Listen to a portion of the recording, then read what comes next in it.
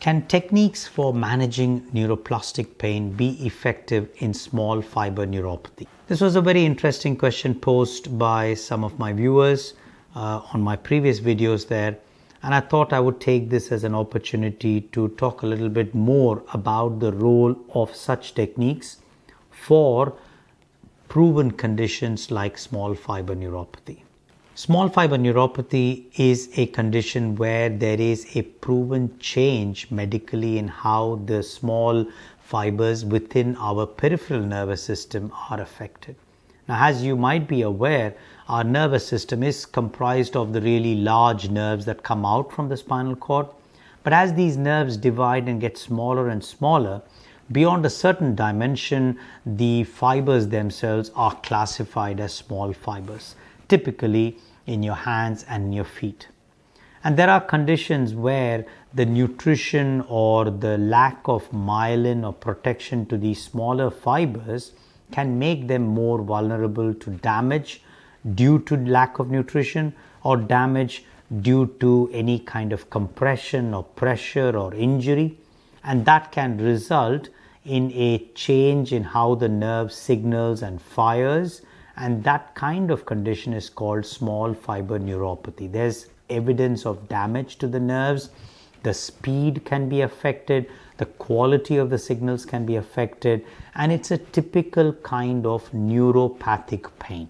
So the kind of pain that comes when you have small fiber neuropathy is what we would consider as neuropathic pain because of a damage to the nervous system. Now, small fiber neuropathies, the examples can be when you have diabetes, when you do have alcoholism, sometimes in conditions of uncontrolled hypertension, and you do have a lot of peripheral neuropathies which do not have sometimes a very clear cause or understanding. You can have that after cancer treatment as well due to the effect of the chemotherapy drugs. So we realize that damage to the small fibers can occur due to a variety of causes, chemicals, toxins, and unexplained causes. But ultimately, there is a change in the signaling, and that means that treating it can become quite challenging. So the usual methods of treatment are what we have for standard neuropathic pain management. So you can have medications that calm the nerves, you can use electricity to calm the nerves, and you can use nerve blocks or sometimes surgeries in appropriate issues to try calming the nerves. The success rates are generally low, and it is often quite a difficult condition to resolve. But what we are now understanding is that in up to 50 to 70% of such neuropathic pains, the sensitivity that happens in the small fibers of the nervous system can start to spread into the spinal cord or the brain, or if there are other risk factors like stress or adversity or other forms of mental health issues, then the pain can become much more intense. And in that situation, this would be almost classified as what we call neuroplastic pain, where the entire nervous system has got sensitized on the background of a neuropathic pain. And in that situation, treatments and methods that are useful for neuroplastic or neuroplastic pain can be used as well. What are the treatments that can be used for this?